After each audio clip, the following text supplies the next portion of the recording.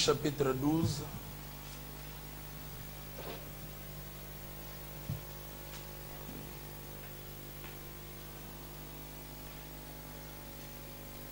Matthieu chapitre 12. Nous allons lire à partir du verset 38.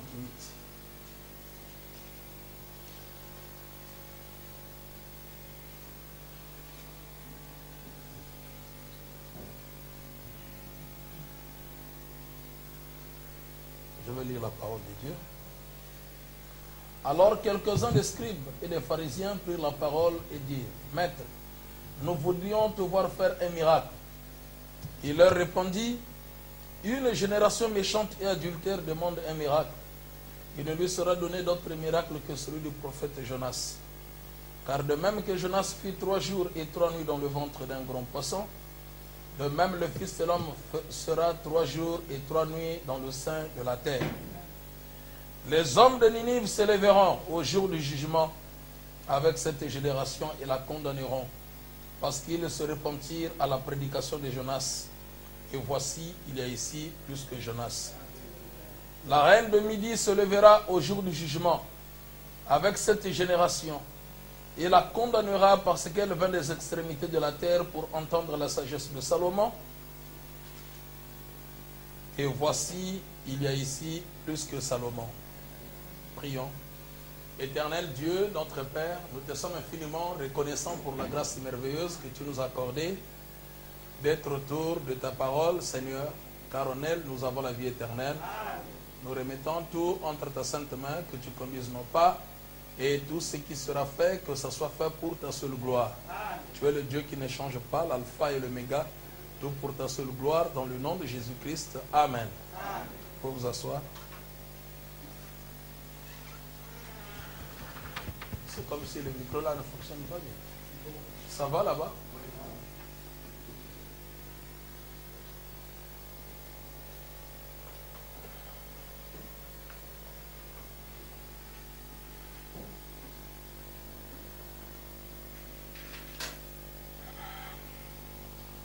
Et comme nous le savons, le pasteur est en plein voyage. Compte tenu de la situation qui est arrivée dans la famille, perdu son grand frère. Vous savez, frère Branham dit, chaque séparation produit des douleurs. Même une personne avec laquelle vous ne vous entendiez pas très bien, dans le quartier, dans la famille, peu importe, lorsque vous entendez que cette personne est morte, et cela vous crée des remords dans le cœur. Pourquoi? Parce que chaque séparation produit des douleurs. Même un habit seulement que vous avez payé, vous arrivez quelque part accroché peut-être à un fil de fer et que ça se déchire. Et que vous savez que cet habit, vous ne le porterez plus jamais, ça vous fera aussi du mal dans votre cœur. Parce que vous allez penser combien vous avez payé ça, combien vous avez aimé ça, mais vous ne porterez plus jamais cela. Ça porte, ça mène des douleurs dans le cœur. Et voilà pourquoi nous devons remettre le pasteur entre les mains du Seigneur et toute sa famille. Et surtout qu'il serait absent, que nous puissions nous remettre aussi entre les mains du Seigneur pour que Dieu nous assiste. Et que Dieu l'assiste aussi là où il est parti. Et qu'il soit devant lui comme un guide, qu'il le protège jusqu'à son retour. C'est cela notre prière. Voilà pourquoi ce soir je veux exhorter un peu, parlons un peu sur la génération adultère. Vous savez que nous vivons dans un âge très mauvais, un âge très difficile. C'est un âge de la séduction, un âge où beaucoup de gens sont en train de perdre leur position dans la parole. Et si nous ne faisons pas attention, nous allons penser que nous allons au ciel, mais nous nous retrouverons en enfer avec les brochures de William Branham. Or, ce qui fait la vie éternelle, ce ne sont pas les brochures, mais c'est la vie de la parole. Voilà pourquoi nous devons reconnaître le jour et son message. peu importe les problèmes qui peuvent arriver, qui peuvent venir dans votre vie, Frère Branham dit, prenez toujours position de la parole. Il n'y a pas un problème qui peut venir au-delà de la parole. Il faut toujours prendre position de la parole. Et c'est lorsque vous prenez position de la parole que Christ aussi prend position de vous. Souvenez-vous de l'histoire de Daniel Curie. Daniel Curie est parti au ciel. Pendant qu'il montait au ciel, il a vu la grande porte qui amène au trône de Dieu. Il voulait aussi hériter le royaume des cieux. Et la porte était fermée. Avant de pouvoir franchir la porte, il a entendu une voix dire, « Comment tu t'appelles » Il dit, « Je m'appelle, moi je suis le grand évangéliste Daniel Curie. » Il dit, « Mais nous allons vérifier si ton nom figure dans la liste, dans le livre de vie, parmi ceux qui doivent hériter la vie éternelle. » On a vérifié dans la lettre D, Daniel Curie, il dit, « Ton nom n'y est pas. » C, Curie, on a vérifié, on a dit, « Ton nom n'y est pas. » Malgré que tu es un grand évangéliste, tu es condamné. Tu dois aller en enfer. Daniel Curie s'est dit, c'est pas possible. Moi qui ai prêché la parole, moi qui ai fait ceci, moi qui ai fait cela, moi qui ai fait ceci. Il dit, non, non. Peu importe ce que tu as fait, ton nom n'y figure pas. Condamné. Et pendant qu'il a entendu la voix qui le condamnait, quelque part une voix s'est fait entendre. Père, cet homme, pendant qu'il était sur la terre, il a pris position de moi. Et ici, moi aussi, je prends position pour lui. Alors que Daniel Curie se glorifiait, Frère Branham dit, il pensait parce qu'il prêchait la parole, parce que... Non, Frère Branham dit, on lui a posé la question de savoir si sur la terre il n'a pas menti, s'il n'a pas volé, s'il n'a pas commis des erreurs. Il a reconnu qu'il avait commis des erreurs. Il dit, avec tout ça, où est-ce que tu vas amener ça? Tu mérites l'enfer. Mais une voix se fit entendre. Il avait pris position pour moi. Moi aussi, je prends position pour lui. Que tous ses péchés, mettez cela sous mon compte. Frère Branham dit, notre juge, il est en même temps notre avocat. Voilà pourquoi, si nous ne prenons pas position de la parole, personne ne prendra position de nous. Voilà pourquoi votre foi ne doit pas baser sur votre mari, votre épouse, votre pasteur, votre frère, votre soeur, mais la foi doit être basée sur la parole. La parole, c'est la révélation, le message que nous avons reçu aujourd'hui. Parce que la vie éternelle, c'est un problème individuel. Je vais lire un peu le prophète dans la brochure, le signe de ce temps. Frère Branham dit ceci. Alors quelques-uns des scribes et des pharisiens prirent la parole et dirent, Maître, nous voudrions te voir faire un miracle. Il leur répondit, une génération méchante et adultère demande un miracle. Il ne lui sera donné d'autre miracle que celui du prophète Jonas. Car de même que Jonas fit 3 jours et 3 nuits dans le ventre d'un grand poisson, de même le Fils de l'homme sera 3 jours et 3 nuits dans le sein de la terre. Les hommes de Ninive se lèveront au jour du jugement avec cette génération et la condamneront parce qu'ils se repentirent à la prédication de Jonas. Et voici, il y a ici plus que Jonas. Lorsque Jésus parlait du prophète Jonas, quand les scribes ont posé la question, ils ont voulu voir un miracle, Jésus faire un miracle, parce que nous sommes dans une génération de chercheurs de miracles. Jésus n'a pas fait de miracle pendant qu'ils ont demandé un miracle, mais il leur a montré un miracle. Il dit c'est le signe de Jonas. Donc pour Jésus, la présence de Jonas est un miracle. Donc si tu ne reconnais pas cela, c'est que tu as une autre pensée sur ce qu'on appelle les miracles. Frère Branham dit le plus grand miracle, c'est le miracle de la nouvelle naissance. Ce n'est pas parce que tu as été guéri de la maladie, ce n'est pas parce que... Non! Le plus grand miracle, d'abord, c'est ce que Dieu a opéré dans votre vie. Vous êtes passé d'un bouc à une brebis, d'un pécheur à un fils ou à une fille de Dieu. C'est le plus grand miracle que Dieu d'abord a opéré dans votre vie. Et ici, il montre le miracle du prophète Jonas. Il dit, une génération adultère cherche un miracle. Donc, il a dit que la génération-là était adultère. Voilà pourquoi, dans ma petite exhortation, je parle sur la génération adultère. Maître, nous voulons te voir faire un miracle. Une génération adultère cherche un miracle. Il ne vous sera donné d'autre miracle que le miracle du prophète Jonas. De même que Jonas fit 3 jours, 3 nuits dans le ventre d'un grand poisson, de même le Fils de l'homme sera 3 jours et 3 nuits dans le sein de la terre. Et les hommes de Ninive se lèveront au jour du jugement avec cette génération et la condamneront. Parce qu'ils se repentirent à la prédication de Jonas, et voici il est ici plus que Jonas.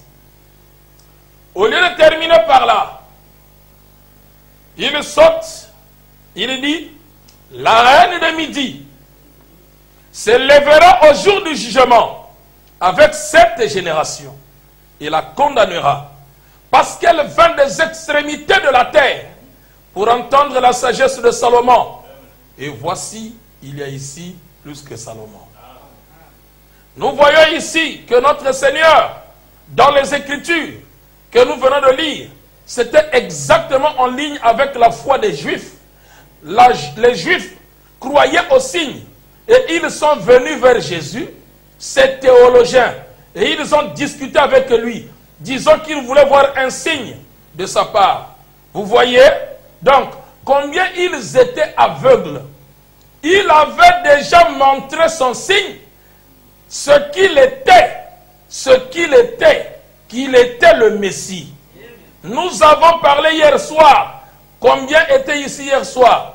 Frère Branham commence à parler de ce qu'il était en train de dire hier soir. Frère Branham dit, le fait que les scribes et les pharisiens sont venus à Jésus pour chercher un miracle, Frère Branham dit, c'est la preuve qui montre qu'ils sont aveugles. Ce sont des théologiens. Parce qu'ils viennent devant Jésus pour chercher un miracle. Il dit, mais vous êtes aveugles. Vous êtes des théologiens. Toi qui lis le message, depuis que tu crois ce message, tu es seulement derrière les signes, les miracles, les prophéties, les dons. Mais tu es un théologien. Voilà pourquoi Frère Branham condamne la dénomination. Il dit, c'est ça le signe de la dénomination. C'est ça la théologie. C'est ça l'aveuglement. Comme un homme est venu voir Frère Branham, il dit à Frère Branham, si tu es un vrai prophète, aveugle-moi maintenant. Si tu es un vrai prophète de Dieu, rends-moi aveugle. Frère Branham me dit, je ne peux pas te rendre aveugle parce que tu l'es déjà. Parce que si tu n'étais pas aveugle, tu allais croire que je suis un vrai prophète de Dieu. Mais la preuve qui montre que tu ne crois pas, tu viens pour que je puisse te rendre aveugle, alors que tu l'es déjà. La génération adultère, c'est quelle génération? C'est cette génération qui ne reconnaît pas le vœu de son mariage. Parce qu'une femme qui commet adultère, un homme qui commet adultère, elle brise le vœu de son mariage. C'est une prostituée. Je vais lire le prophète, ce qu'il dit sur une prostituée ou sur un adultère. Frère Branham dit ceci dans la brochure, pourquoi je suis contre les religions organisées.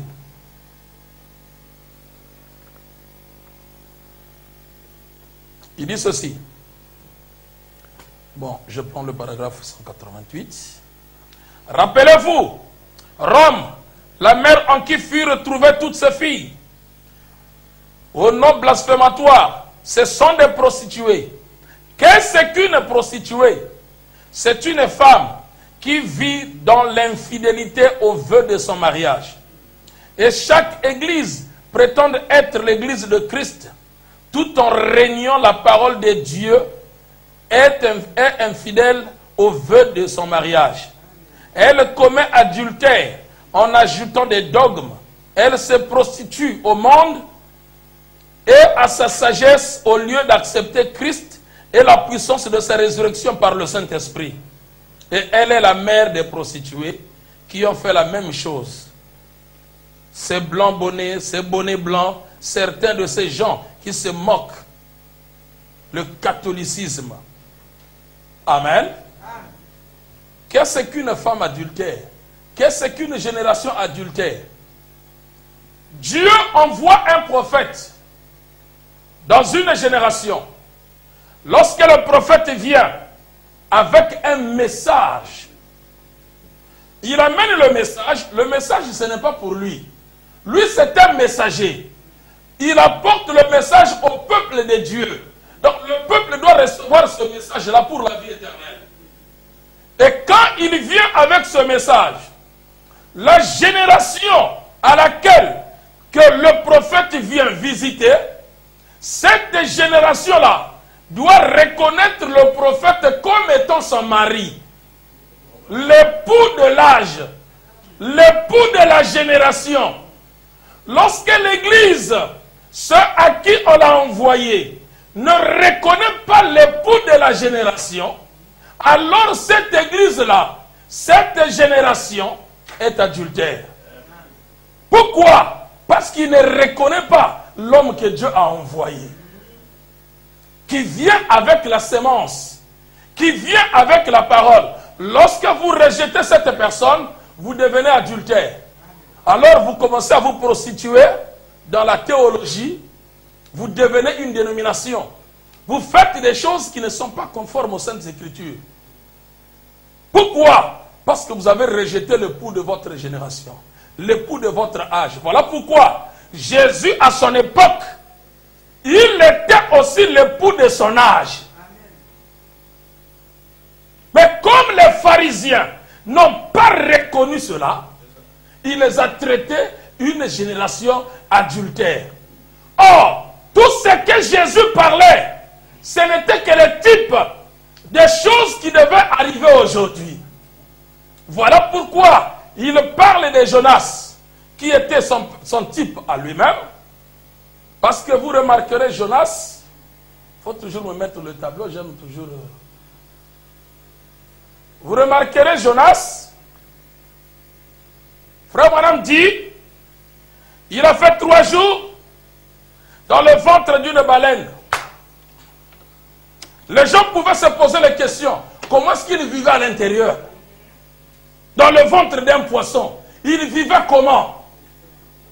Frère Branham dit, notre Dieu c'est un Dieu de paradoxe. Tu n'as pas à te demander comment est-ce qu'il vivait. Il dit, les corbeaux amenaient la nourriture à Élie le matin et il amenait la nourriture le soir à Élie. C'est ce que le corbeau faisait chaque jour, matin et soir. Matin et soir. Il dit, posez la question maintenant. Comment est-ce qu'ils amenaient cette nourriture? Est-ce sur les ailes? Est-ce sur les pattes? Comment ils amenaient la nourriture? Frère Branham me dit, peu importe, si vous ne croyez pas, moi je le crois. Que les corbeaux amenaient la nourriture le matin et le soir, ils amenaient aussi la nourriture. Et Élie se nourrissait de cette nourriture-là. Et c'est ce qu'il mangeait et c'est ce qui le gardait. Et Jésus aussi, il est rentré dans le ventre d'un Jonas, dans le ventre d'un poisson. Quand il a été avalé, même dans le ventre du poisson, lorsqu'il voulait prier, frère Branham me dit, il cherchait toujours la direction de l'Est, où le temple a été bâti pour adresser sa prière. Voilà pourquoi frère Branham me dit, toute personne qui doit être baptisée, il doit être baptisé au nom de Jésus, mais en direction de l'Est. Voilà pourquoi frère Branham dit, je vous ai fait asseoir de cette manière. La chair se trouve à l'est, vous êtes à l'ouest. Regardons à l'est. Tout mariage doit être béni en direction de l'est. L'église doit avoir les regards fixés en direction de l'est. Car lorsque Salomon avait bâti le temple, il avait dit aux enfants d'Israël, lorsqu'il a adressé la prière, en calculant que les enfants de Dieu se trouveront. Lorsqu'ils adresseront la prière à toi, en direction de l'est, où se trouve le temple, exauce-les. Pourtant c'est simple, hein? Mais les gens trouvent que non, mais ça fait quoi? Branham ne parle pas en vain. Si tu sais que tu as été baptisé en direction, je ne sais pas, de New York ou comment là, tout ça, cherche à être rebaptisé. Tu dois être conscient que moi, quand j'ai été baptisé, j'étais en direction de l'Est. Frère Branham me dit, il dit, c'est cela le baptême chrétien. On m'a baptisé au nom de Jésus-Christ en direction de l'Est. Même mon mariage a été béni en direction de l'Est. Il dit, vous devez faire tout en direction de l'Est. Il dit, parce que l'Est, c'est le lever du soleil. Il dit, c'est Christ qui est le soleil levant. C'est lui qui apporte la vie. Voilà pourquoi Jeunesse, dans le ventre du poisson, il cherchait la direction de l'Est pour prier. Dans le poisson, et il a prié. Voilà pourquoi la petite fille disait, que ce soit Jonas qui a avalé le poisson, que ce soit le poisson qui a avalé Jonas, comme c'est écrit dans la Bible, moi je crois. Et nous croyons. Et après 3 jours, le poisson est venu juste au rivage. Le poisson a ouvert sa bouche et de la bouche d'un poisson est sorti un homme. Frère Branham me dit, les Ninivites, ce sont des idolâtres. Ils considéraient le poisson comme leur Dieu. Et quand ils ont vu un gros poisson, juste au bord de la rive, ils ont dit, oh, notre Dieu est arrivé. Oh, notre Dieu. Oh, merci Seigneur. Dieu a ouvert la bouche, un homme est sorti de lui. Ils ont dit, nous croyons que cet homme, il vient de Dieu. Voilà pourquoi, quand la nuée aussi est descendue, il a ouvert sa bouche, un homme est sorti. Qui est sorti de la nuée? C'est William Branham. William Branham était entré dans la nuée et il est sorti de la nuée. Quand il est sorti, nous avons cru réellement, cet homme vient de Dieu. Amen. Parce que les païens, ils adoraient n'importe quoi. Les Ninivites, ils adorent le poisson. Ils adorent le gibier. Mais c'est pas possible. Dieu dit, bon, ce qu'eux ils croient là, c'est ce que je vais utiliser. Voilà pourquoi les problèmes sont venus dans le fleuve, dans l'océan, et le bateau commençait à tanguer, et Jonas a dit, jetez-moi. Et lorsqu'on l'a jeté, le Dieu poisson l'a avalé. Comme Christ, qui a fait 3 jours au sein de la terre. Les Ninivites étaient là, des idolâtres. Subitement, il voit une grosse baleine. Il dit, oh, notre Seigneur arrive. Oh, notre Dieu, qu'est-ce qu'il va faire? Dieu ne parlera pas. Il a ouvert la bouche, un homme est sorti. Amen.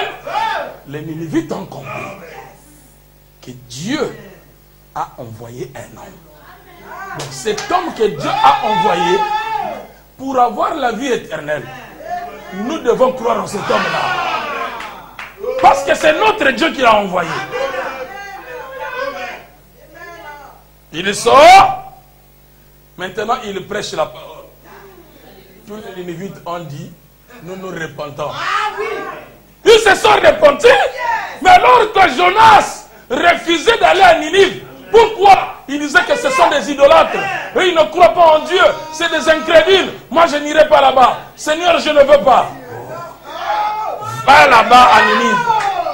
Dis-moi, je vais aller à Tarsis. Oh. Pourquoi Tarsis? Va à Ninive.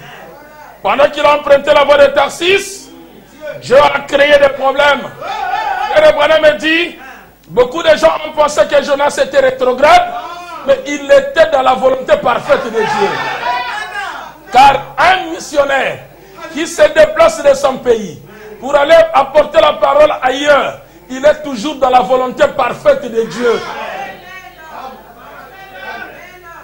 Voilà pourquoi quand il est arrivé, les Ninivites en tant qu'incrédules, tout ce que Jonas disait, il disait Amen.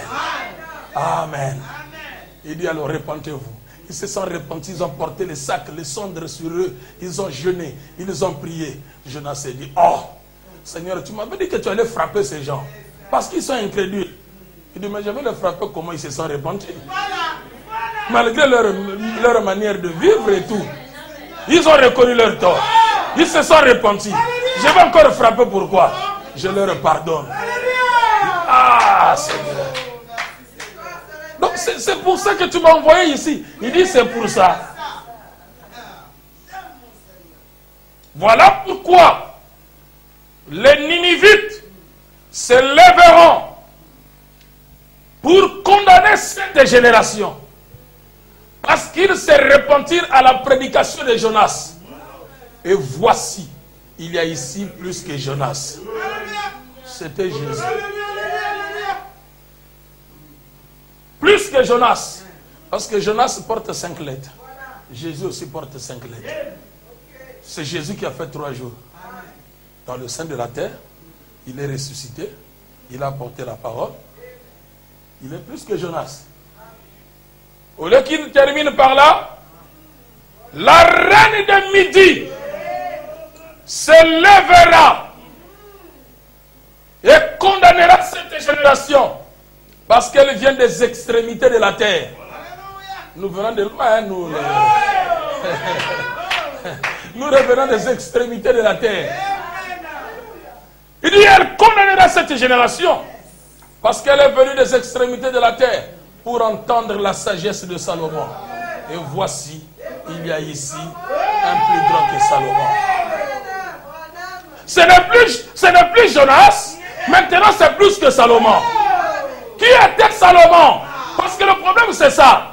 Jonas avec 5 lettres, Jonas dans le ventre d'un poisson, Jésus avec 5 lettres, Jésus au sein de la terre. Mais maintenant c'est Salomon. Qui était Salomon? Frère Branham dit, Salomon représente, Salomon veut dire la paix. Salomon quand il est venu, c'était un don pour Israël. Et lorsque Salomon était sur le trône, jeune qu'il était, il a demandé une seule chose à Dieu. Seigneur, ce peuple est nombreux. Je ne saurais comment le diriger. Je te demande une seule chose. Donne-moi la sagesse. Dieu lui a donné le discernement, la sagesse. Et la sagesse que Salomon avait, c'est ce que nous appelons aujourd'hui le discernement. Salomon porte 7 lettres. Quand il a terminé avec Jésus, il rentre dans Salomon. Après la mort de Jésus, Jésus devait mourir. 3 jours après, il devait ressusciter. Et après la résurrection, il devait repartir au ciel dans la forme originale de la colonne de feu. Et il devait redescendre pour s'incarner dans sa plénitude, dans un homme qui devait avoir le même ministère que Salomon, le discernement. Et cet homme-là, c'est William Branham. Et Branham est plus grand que Salomon. Branham est plus grand que Salomon. La plénitude de la divinité s'est incarnée en lui. Voilà pourquoi William Branham, tu pouvais quitter l'Afrique, tu pouvais quitter n'importe où. Il dit maintenant je vous tourne le dos. Nous sommes étrangers l'un à l'autre. Sœur, tu reviens de tel pays. Tu es arrivé, ça fait 5 jours. Tu es à tel hôtel, dans la chambre numéro tant. Tu es venu non pas pour toi, mais c'est ton enfant qui est malade. Ton enfant s'appelle tel. Mais où est-ce qu'il a? Comment il sait ces choses? Frère Branham me dit, si vous voyez un autre homme faire ça, c'est un démon. ce n'est pas donné à tout le monde. À une seule personne. William Branham. Le ministère du Fils de l'homme. Ce n'est pas toute l'Église qui doit manifester cela. Mais c'est la gerbe agitée. Cette gerbe que Dieu a amenée à la maturité. Cette gerbe que Dieu a agitée parmi son peuple.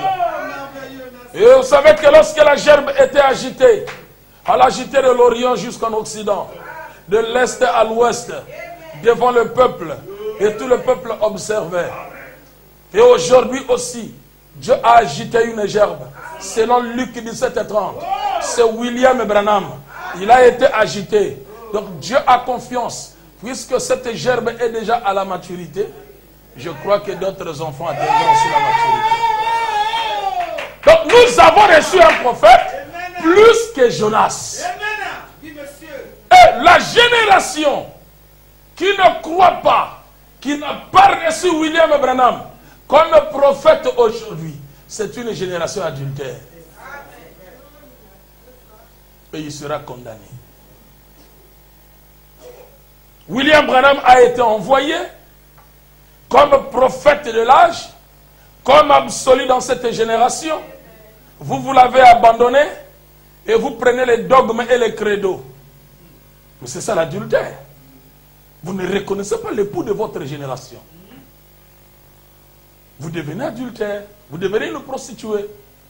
Vous croyez de n'importe quoi.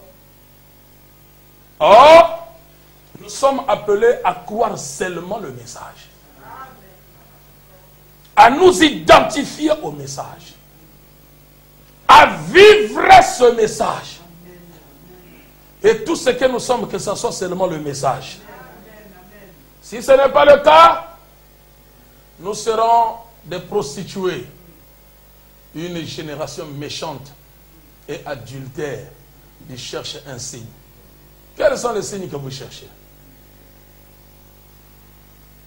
Non, les maisons des dons. Il faut avoir des maisons des dons. Pour que s'il y a des problèmes, pour que les dons puissent parler. C'est bien. Mais la maison des dons aujourd'hui, c'est William Branham.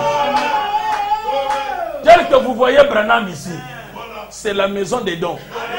Tous les dons sont en lui. Donc tout ce dont vous avez besoin, ça se trouve là en lui. Voilà pourquoi le message nous suffit. On n'a pas besoin d'autre chose. Frère Branham dit, je vous ai donné tous les conseils de Dieu. Tout est à votre portée. Donc c'est à vous maintenant d'agir à base des Écritures. Si ce n'est pas le cas, ce serait très difficile. Il est ici maintenant plus que Salomon, du 6 mars 1964, Frère Branham dit ceci. Ici au paragraphe 10 et 11. Il leur a dit une fois, il a dit, vous savez discerner les cieux quand ils sont d'un rouge sombre. Vous dites, quand ils sont sombres et rouges, demain il y aura de l'orage. Hein? La météo. Vous êtes là, vous regardez au ciel. Ah, aujourd'hui il va pleuvoir. Hein? Ah, non. Ah, il fera ceci. C'est bien. Ça, vous savez discerner. Ainsi de suite. Mais il a dit, vous savez discerner les signes dans les cieux, mais vous ne pouvez comprendre les signes des temps. En effet, l'Écriture avait bien dit que ce Messie serait prophète. Nous savons que la manière de Dieu de faire les choses a toujours été d'envoyer un prophète pour confirmer son message. Ça n'a jamais manqué. Ça ne manquera jamais. Dieu ne peut pas changer de manière de faire. Ce qu'il a décidé en premier, ça doit toujours rester ainsi. Et ce qu'il dit, c'est vrai. une génération méchante et adultère cherche un signe. Quel signe que vous cherchez? Quels sont les miracles que vous cherchez? La reine Vasti, devant le roi Cyrus, elle avait déshonoré le roi. Et après avoir déshonoré le roi dit, mais c'est pas possible, comment la reine peut me déshonorer comme ça? Elle dit, je dois chercher une autre reine qui doit être à mes côtés, qui doit régner avec moi, qui doit partager avec moi le trône. Elle a appelé toutes les églises. Elle a appelé toutes les filles de son royaume. Il dit, vous allez faire une marche ici. Que chacun puisse exhiber sa beauté. Et je ferai le choix parmi toutes celles que je vais voir ici présentes. Et je vais choisir moi-même celle que je trouverai belle, celle que je trouverai qui a les capacités de régner à mes côtés, d'être avec moi, de partager le trône avec moi. C'est celle-là. Alors je vais faire le choix. Et vous le savez très bien qu'au cours de tous les âges de l'Église, Dieu disait toujours à celui qui vaincra, je donnerai de l'arbre de vie. À celui qui vaincra, je ferai ceci et cela. À celui qui vaincra. Mais, quand il est arrivé à l'âge de la Odyssée, Apocalypse 3, il dit, à celui qui vaincra, cet âge de la Odyssée, Frère Branham dit, il s'assiera avec moi sur mon trône. Donc l'épouse de cette génération partage le même trône avec Dieu lui-même. Donc les vainqueurs de cet âge, ils vont partager le trône avec Dieu. Pas l'arbre de vie, pas le caillou blanc, pas ceci et cela, mais nous allons partager le trône. Comme la reine Esther, lorsque la reine Vasti a déshonoré le roi, il appelle toutes les jeunes filles, dit maintenant, passez devant moi, je vais faire le choix. Qu'est-ce que le roi a fait? Il a pris les rouges à lèvres, il a pris les collants, il a pris les pantalons, les jupes courtes, il a pris les vernis, il a pris tout ça. Il a donné à ces jeunes filles. Prenez. Maquillez-vous. Prenez tous ces dons. Allez, prenez. Mettez la manière dont vous voulez là. Moi, mon problème, c'est de faire le choix. Vous allez passer une à une. Et je vais faire le choix. Et toutes ces filles commençaient à se battre là-dessus. Non, ça c'est pour moi. Moi, j'aime les collants. Moi, j'aime les pantalons. Les jupes courtes. Et tout ça. Les gens étaient en train de se battre sur les dents. Les prophéties, les parler en langue et tout ça. Ils se sont accaparés de toutes ces choses. Et à la fin, ils se sont habillés. Ils passaient pour s'exhiber devant le roi. Et le roi observait. Il observait. Il observait. Il observait. Il dit, oh là là, c'est du paganisme. Je pensais que vous avez saisi le message. Or, jusque-là, vous n'avez rien compris. Des collants, des vernis, des boucles d'oreilles, tout ça. Non, non. Le roi dit, je ne vois aucune. Mais, il y avait une parmi toutes celles-là. Pendant qu'on avait donné tous ces dons-là, elle n'a choisi aucun des dons. Et elle a mis le vernis à côté, les rouges à lèvres à côté, les jupes courtes à côté, tout, elle a mis de côté. Elle est restée naturelle. On lui a posé la question. Mais toi, tu as mis tout ce que le roi a donné à côté. Qu'est-ce que tu veux? C'était la reine Esther. Il dit, moi, je n'ai pas besoin des dons. Je n'ai pas besoin de prophétie. Je n'ai pas besoin de parler en langue. J'ai besoin du roi lui-même. C'est du roi dont j'ai besoin. Ce n'est pas ça. Ça, ce n'est pas ça. Non, je sais que si je peux posséder le roi, tout ce qui est dans le royaume va m'appartenir. C'est ça mon problème. Que je sois l'épouse du roi.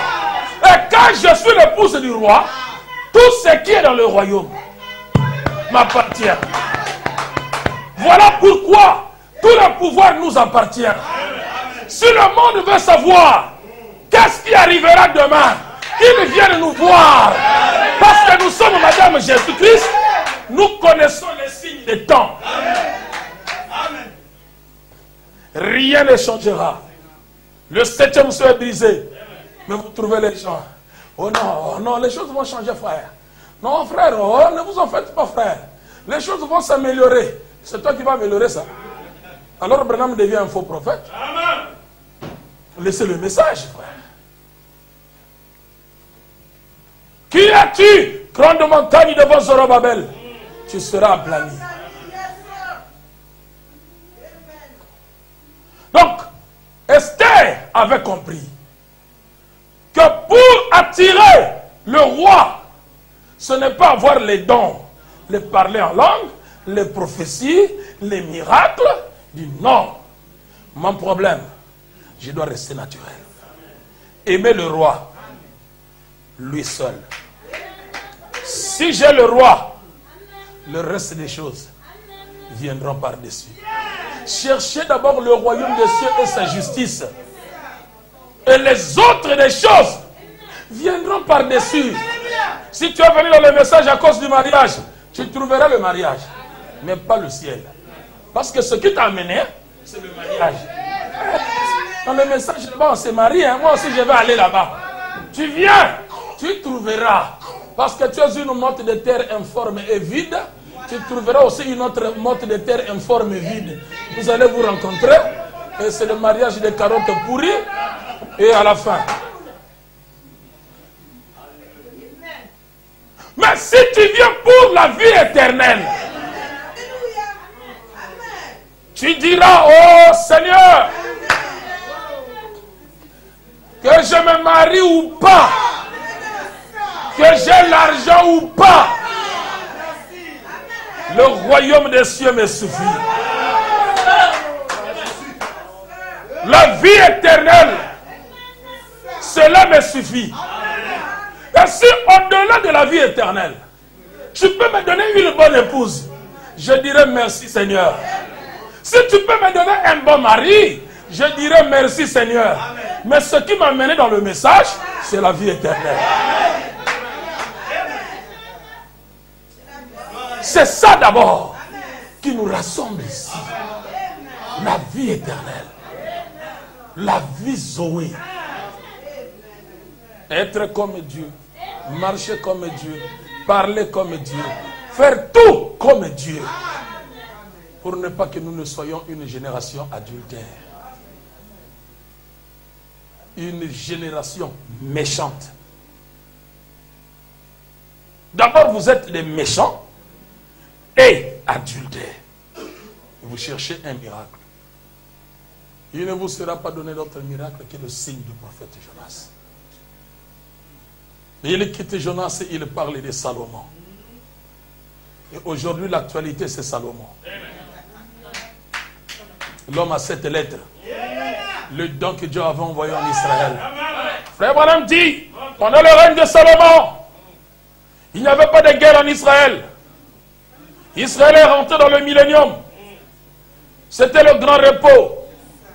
Et nous aussi, si nous comprenons le don que Dieu nous a envoyé, c'est le millénium pour nous. Ce n'est pas possible. Comment un élu peut-il combattre notre élu? Cela n'est pas possible. Un élu ne peut jamais combattre notre élu. S'il y a encore des combats, il y a des réprouvés parmi nous. Des fils de Satan qui ne veulent pas voir l'œuvre de Dieu aller de l'avant. Ils sont là pour combattre. Ils sont là pour combattre. Mais la paix se trouve dans notre cœur. Pourquoi? Parce que quand la nuée est descendue, la nuée a dit shalom. Amen. Les Ninivites condamneront cette génération.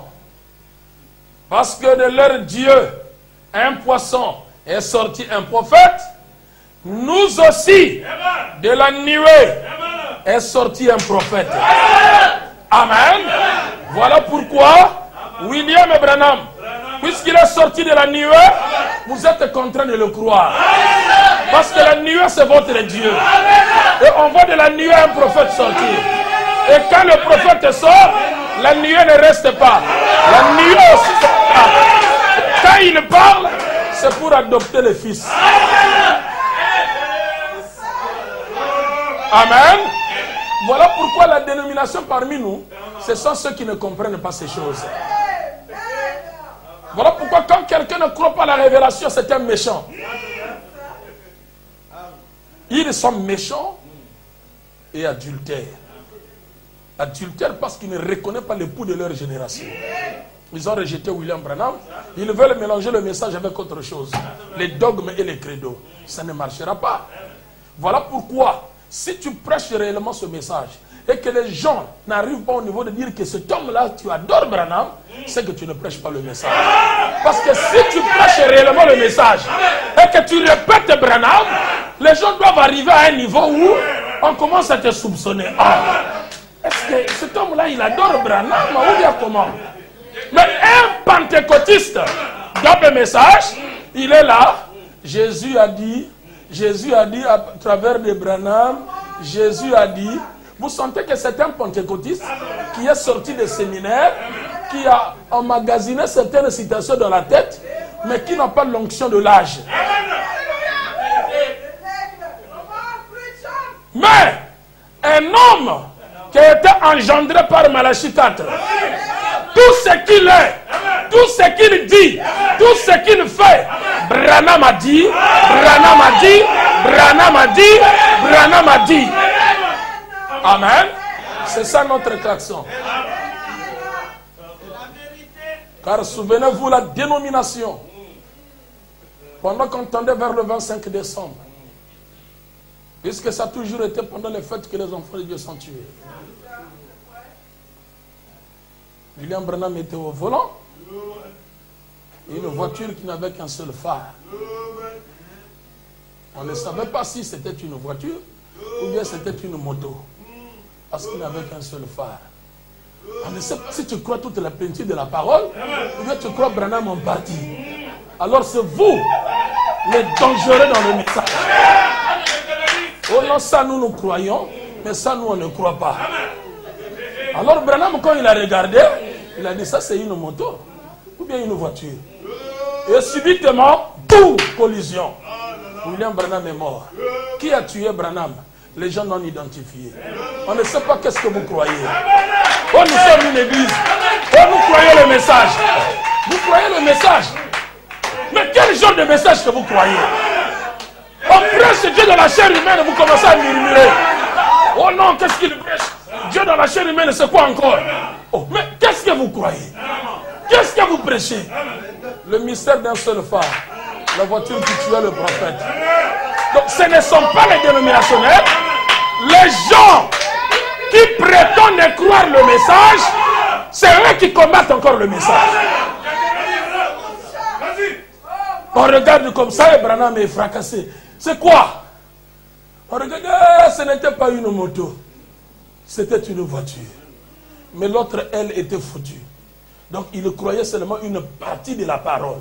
Voilà pourquoi quand une église croit seulement une portion de la parole, il dit faites attention. Car en Égypte, Dieu avait dit, vous allez prendre un agneau. Il ne faut pas qu'il soit bouilli dans l'eau. Parce que les gens aiment manger les bouillons. Il dit, il doit être rôti au feu. Et l'intérieur, et l'extérieur, rôti. Mangez tout. Amen. Il n'y a pas, oh non, moi j'aime seulement les choses à l'intérieur. Mais la peau là, je n'aime pas. Il dit non, mangez tout. Même les cornes, même les sabots, même le pancréas. Donc le pancréas est amer, mais tu es contraint de manger. Amen. Et c'est là, quand nous mangeons le pancréas, les gens nous trouvent des bizarres. Oh. Mais c'est toujours l'agneau. Parce que le pancréas, c'est une partie de l'agneau. Donc tu dois manger ça. Et la vie du pancréas va se transmettre en toi. Et aujourd'hui, oh non, nous on croit seulement ça. Non, frère, vos histoires là, nos histoires. Mais c'est Branham qui a dit.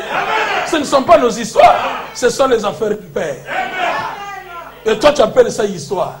Et c'est comme cela que vous êtes en train de tuer le prophète. Et tuer le prophète, aujourd'hui, c'est combattre le message.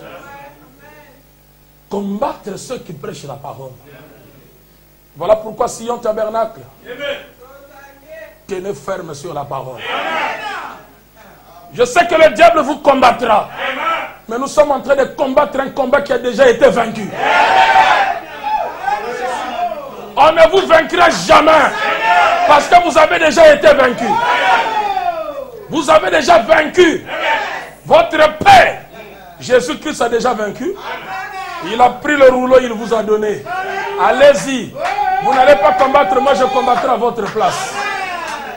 Gardez la foi. Beaucoup de gens abandonneront la foi. Mais vous, gardez la foi. Vous devez garder cela fermement. Parce que c'est ça la vie. La parole de Dieu est simple. Mais nous voulons montrer aux gens, c'est comme si c'est compliqué. On veut compliquer les histoires. Non, vous savez, tout ça. Oh, c'est quoi ça? Frère Branham dit, le problème, c'est de savoir simplement bien régler les jumelles. J'ai pris les jumelles, je les ai réglées.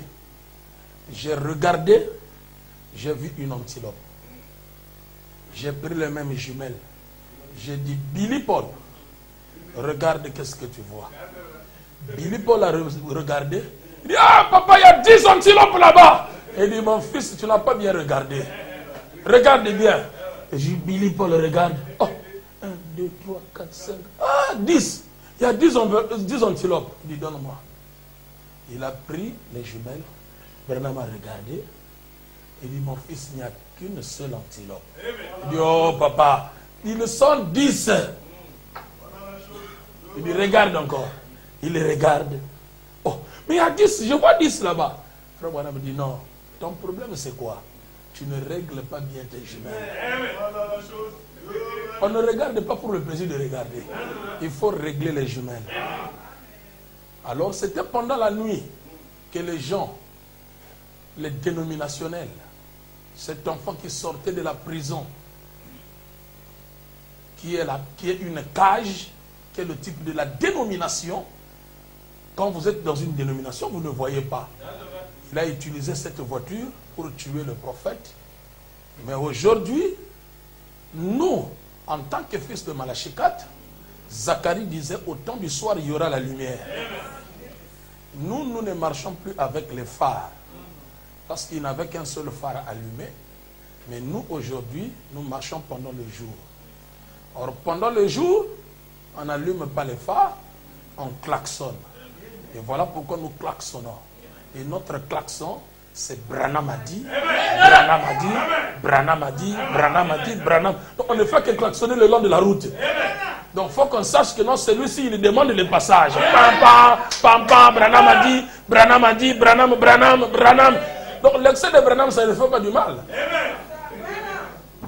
Donc on doit toujours répéter le prophète. Ceux que tu as aimés et ceux qui t'ont aimé. Frère, c'est une opportunité. Vous devez aimer le message. Aimer le messager. Dieu lui-même prendra soin de vous. Voilà pourquoi, bien-aimés frères, beaucoup de gens sont rentrés dans l'adultère parce qu'ils n'ont pas reconnu le pouls de leur génération. Ils n'ont pas reconnu William Branham comme l'époux de l'âge. Et ils l'ont abandonné. Ils ont commencé à accepter les dogmes et les credos. Une église du message. Frère, c'est pas possible. Bon, on va inviter Marie Missamo qui viendra chanter ici. Une femme impure, une prostituée qui chante sans inspiration. Il vient ici, il chante, vous les frères aussi, hein, vous dansez. Non, ça c'est bas le péor. Donc on ne sait pas si vous êtes du message, ou vous êtes des pentecôtistes, ou vous êtes des kimbangistes. On ne sait pas. Est-ce qu'eux, ils vont nous envier? Est-ce qu'eux, ils peuvent nous supporter? Hein, Jésus, la tombe ne l'a pas supporté. Quand il est passé dans la tombe le 3e jour, la tombe l'a dit, hey, non, il l'a vomi. Si toi, tu deviens le bienvenu chez les dénominations, la profondeur appelle la profondeur. William Branham a marché avec les pentecôtistes. Avec le premier pôle, c'était bon. Avec le 2e pôle. Mais arrivé au 3e pôle, la balle s'est éclatée. Il fallait libérer la sémence. Il dit, Branham, c'était un magicien. Il devient esclave d'un certain ange qui marche avec lui. Non. Il commence à faire des déclarations tellement fortes que non. Branham, là, non, ça ne va pas. Frère Branham, c'est là où il voulait les amener. Que ce n'est pas parce que je marche avec vous. Non. Je suis avec vous parce que je suis... Dieu avait fait de Pierre un pêcheur d'hommes. Mais il a fait de moi, Branham, un chasseur d'hommes. Pour vous amener à croire la véritable chose. Le message de l'heure. Les pentecôtistes ont abandonné Branham. Pourquoi? Parce que Branham est rentré dans la chose la plus culminante. Le 3e pôle. L'ouverture de la parole. Quand nous rentrons là-bas, les pentecôtistes ne peuvent plus nous supporter. Jamais. Nous devons rentrer là. Où un croyant s'identifie à William Branham. Même si tu es de passage, en voiture, à pied, dans le train, dès que tu entends là-bas, oh, Branham, tu t'arrêtes, tu regardes d'abord. Qui parle de Branham là-bas? Donc c'est comme si c'est toi Branham.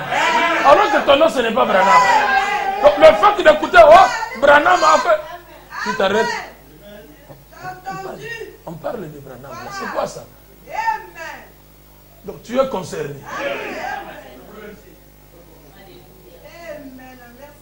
Parce qu'aujourd'hui, il y a des gens convertis dans l'église et il y en a ceux qui sont convertis en Christ au travers de ce message. Les convertis de l'église, ils ont pour père et mère l'église. Notre église. Partout ils marchent, notre église, frère. Frère, il ne faut pas blaguer avec notre église. Hein? Notre église, notre église, notre église. Tu parles du mal de leur pasteur, ils sont prêts même à te tabasser. Je peux parler mal de Branham, pour eux ça leur dit absolument rien. Mais tu parles de leur pasteur, tu parles de leur église, hey, là, ils se fâchent. Donc ça, c'est un converti de l'église. Il n'a pas encore le Saint-Esprit. C'est un membre de l'église qui vante seulement l'église, qui a pour père et mère l'église. Mais lorsque le message vous amène en Christ par le baptême du Saint-Esprit et vous faites partie de l'assemblée des premiers-nés, à ce moment-là, tu ne parleras pas de l'église ni de ton pasteur, tu parleras de William Branham. Du message. Frère Branham dit, même le pasteur, tu le coupes. Pasteur, non, ce n'est pas ça, Branham a dit. Amen. Amen. Oui, mais on ne tolère pas si le pasteur fait quelque chose qui n'est pas conforme à la parole. Nous ne venons pas ici pour le pasteur. Non, non, nous venons ici pour la vie éternelle. Et la vie éternelle, c'est de savoir celui que Dieu a envoyé. Celui que Dieu a envoyé, c'est Branham. Donc nous devons être derrière Branham. Donc le pasteur derrière Branham, et nous sommes derrière le pasteur. Avançons. Mais si le pasteur commence à freiner, mais nous on ne va pas freiner, nous on va continuer. On va te pousser, pasteur, avance. Non, non, je vois les géants. Avance, avance, avance. Si on trouve que tu es trop incrédule, on te fout dehors et nous, nous continuons. Mais c'est cela. Derrière le message. Le pasteur Branham me dit, oh non frère, vous voyez, bon, c'est quand nous venons, on a compliqué. Si Jésus était venu, bon, mais il est où? Hein? Pasteur, hier tu prêchais ici, il est déjà venu, aujourd'hui tu commences à demander, il est où? Tout ça. L'humeur est changeante.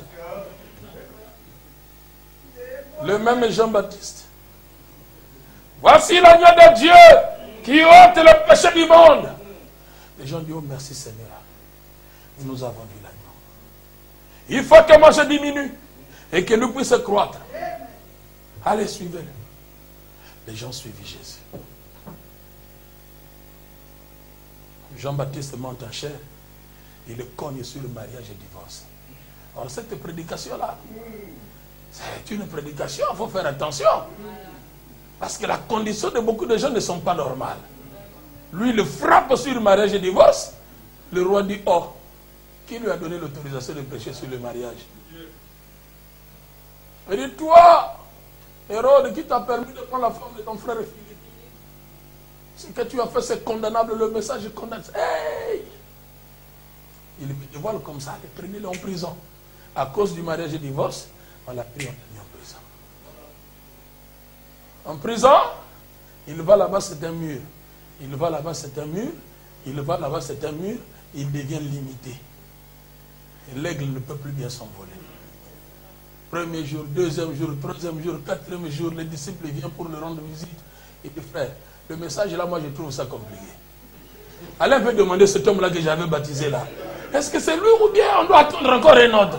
Il dit, oh, mais c'est toi qui nous as présenté, voici l'agneau de Dieu qui ôte le péché du monde. Mais comment encore? Il dit, non frère, moi le message là, ah non, non, non, non. Allez lui demander, allez frère, allez bien vous informer. Si c'est lui, ou bien nous devons entendre encore un autre. Frère Branham dit, c'était l'humeur changeante. Il dit, l'œil de l'aigle commence à être voilé. Alors, les gens sont partis. Maître, nous sommes venus te demander. C'est Jean-Baptiste qui nous envoie. Il dit, ah, ok. Qu'est-ce qu'il a dit? Il nous a dit de te poser la question si c'est toi, ou bien on doit attendre un autre.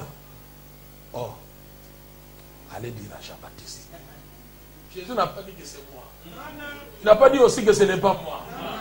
Il répond par les Écritures. On reconnaît la venue du Seigneur par les Écritures. Pas par tes yeux à toi. Oh, Jésus, il est là, il est là. Non, non. Par les Écritures. Allez dire à Jean-Baptiste que les boiteux marchent. Les lépreux sont purifiés. La bonne nouvelle est prêchée. Et les captifs sont libérés. Allez lui dire ça. Ils sont partis. Il nous a dit que les lépreux sont purifiés. Les captifs sont libérés. La bonne nouvelle est prêchée. Qu'est-ce que la bonne nouvelle? C'est ça le problème. Une bonne nouvelle. On dit bien bonne nouvelle. C'est une nouvelle que vous n'avez jamais appris. Mais on vous annonce une bonne nouvelle. Frère Branham dit la bonne nouvelle aujourd'hui, c'est dire aux gens qu'il est déjà venu.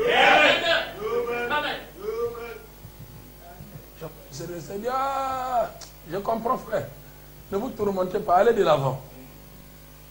C'est fini. Quand les gens rentrent dans les troubles, au préalable, ils ont eu des problèmes à croire qui est William Branham. Donc ils n'ont pas reconnu l'époux de la génération. Voilà pourquoi Jésus a dit, une génération adultère et méchante cherche un miracle. Il vous sera donné d'autres miracles que le prophète Jonas. Parce que vous ne reconnaissez pas l'époux de votre génération. Maître, nous voulons te voir faire un miracle. Oh, c'est pas possible. Vous venez seulement comme ça que je fasse un miracle. Quel miracle que vous cherchez? Nous ne venons pas ici pour voir un miracle. Parce que le fait de quitter le monde, de croire ce message, c'est un miracle. Amen. Nous sommes nombreux dans notre famille. Pourquoi seulement moi? Pourquoi pas ma grande soeur? Pourquoi pas mon grand frère? Pourquoi pas mon père? Pourquoi pas? Mais pourquoi seulement moi? C'est Dieu qui m'a appelé. Il m'a appelé dans ce message. Et je crois. Et comme je crois, Seigneur, pour le reste de mes parents, fasse grâce. De la même manière que tu m'as appelé, tu sais quels sont les élus qui sont dans ma famille. D'une manière ou d'une autre, fasse grâce, Seigneur, par la dénomination et en inimitié avec Dieu. Il faut que Dieu les appelle à croire à cette parole. Et voilà pourquoi nous embrouillons les enfants de Dieu en prêchant que la dénomination, c'est les pentecôtistes, les catholiques et consorts. Non, non. Vous pouvez avoir des brochures, vous êtes une dénomination. Vous pouvez avoir le nom de Branham et Tabernacle, mais vous êtes une dénomination. Parce que vous avez une mauvaise conception de la parole. Et vous conduisez vos églises selon vous et non selon le message. Vous êtes une génération adultère. Voilà pourquoi une personne arrive pour apporter la parole, vous commencez déjà à voir l'homme là, mais où il vient. Qu'est-ce qui ne va pas? On doit bien le jumeler, cet homme ici. Frère Branham dit, celui qui a l'or pur n'a pas peur d'amener cela à la machine, que ça soit testé. Si tu sais que tu as l'or, pourquoi tu as peur? N'aie pas peur, amène à la machine. On va tester si c'est du vrai or. Si tu sais que tu as payé ton billet dans le train, même si l'inspecteur est dans le train, et qu'il y a des militaires même dans le train, mais tu n'auras pas à trembler. Tu seras calme, même passer au milieu d'eux. Tu seras fier parce que dès qu'on te touche, tu montres le signe. Mais si tu n'as pas payé le billet, ils sont là, ils sont là. C'est quoi? Non, tu n'es pas sûr de toi. Je vais rentrer dans la voiture du derrière. Pourquoi? Parce que tu n'as pas le signe. Mais celui qui a le signe, non, non, il passe fièrement. Il a même envie qu'on puisse lui demander le billet. Mais on ne lui demande pas aussi. Tu ne passes encore pour qu'on demande, mais rien. Parce qu'on sait déjà que dans l'homme là, il est sûr de lui-même. Amen. Le Seigneur vous bénisse.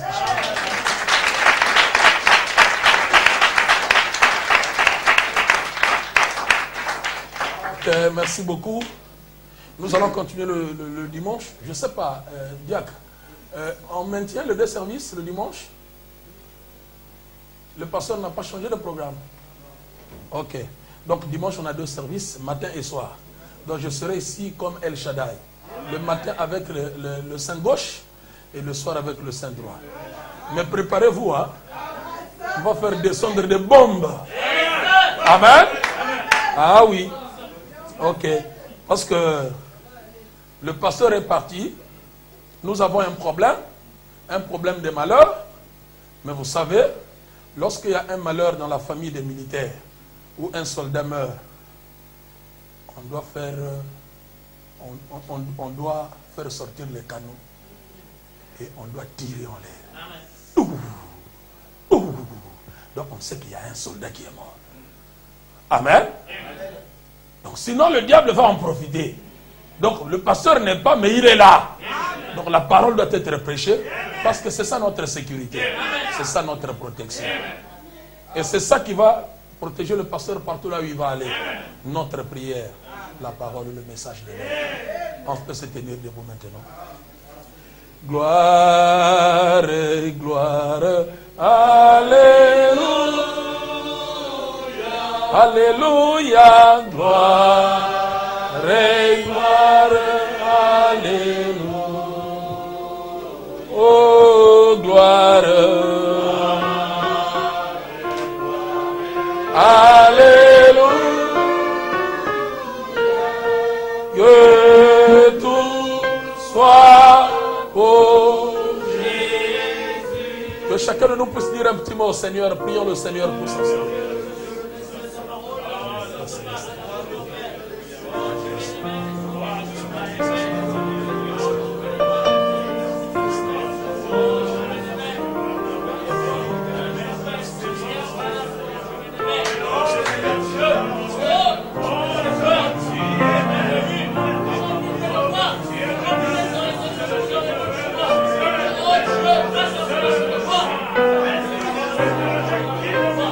Oh,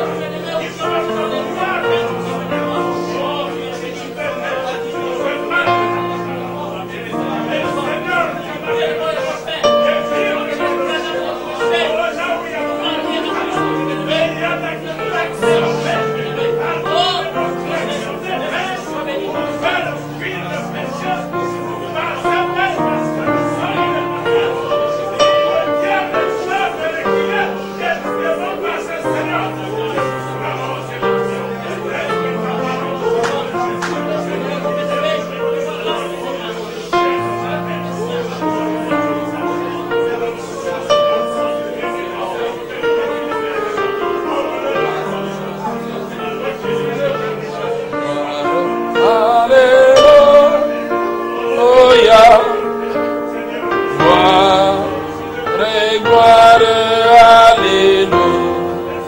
Oh,